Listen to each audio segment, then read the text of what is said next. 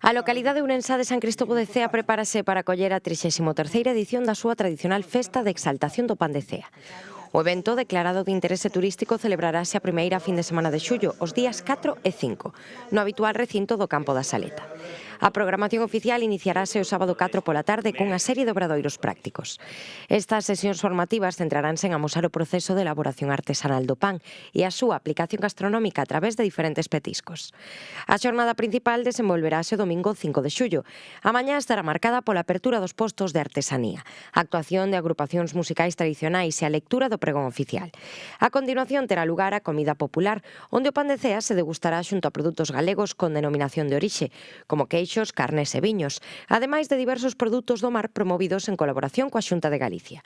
O evento concluirá durante a tarde do domingo con actuacións musicais e xa habitual degustación gratuita de pan, chourizos e viño para todos os asistentes.